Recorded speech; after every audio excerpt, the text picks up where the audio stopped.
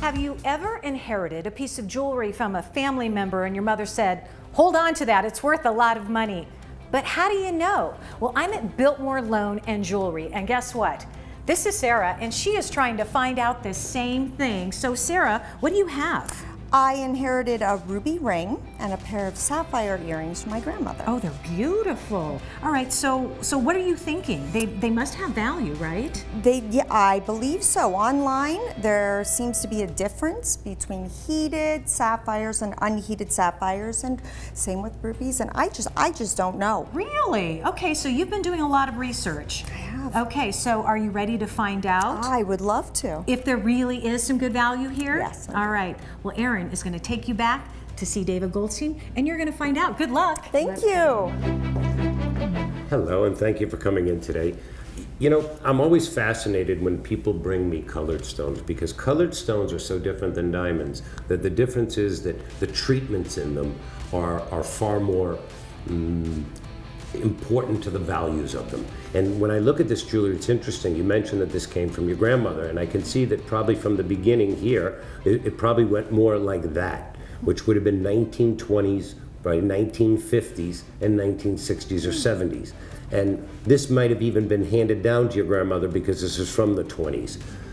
What we're going to look at here is each of these, and the first one that I'd like to look at are the sapphire earrings. And when I look at these, I instantly see the color is superb, but my instincts tell me that looking at this, that probably because of the depth of color and the type of striations, the type of imperfections that you see in the stone, my instincts tell me that this is heated.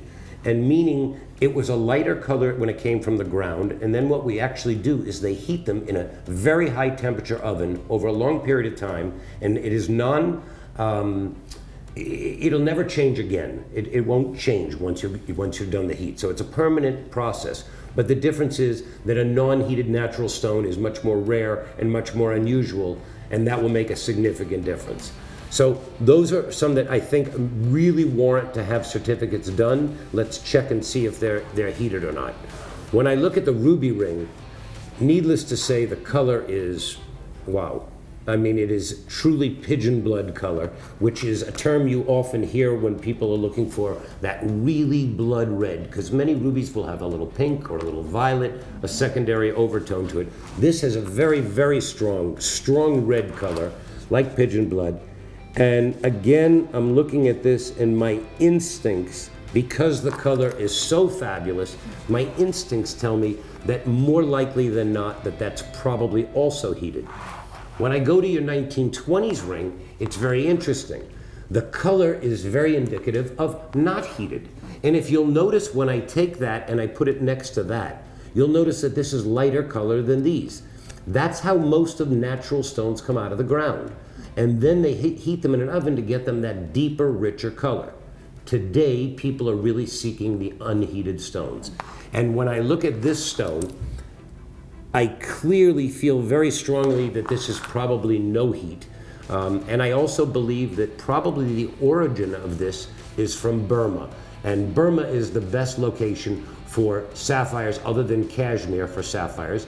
And when I look at this ruby, I'm going to show you something really interesting. You see when I put that is ultraviolet light. You see how that glows? That instantly tells me 99% it's probably a Burma location. So if this is Burma not heated, it'll be quite valuable. If these are Burma not heated, but I'm not certain of that and I don't feel that, so I don't want to lead you on, then it won't be as valuable. And this, I believe, is not heated, and I think all three should be sent for certificates, and then we can get a really accurate valuation.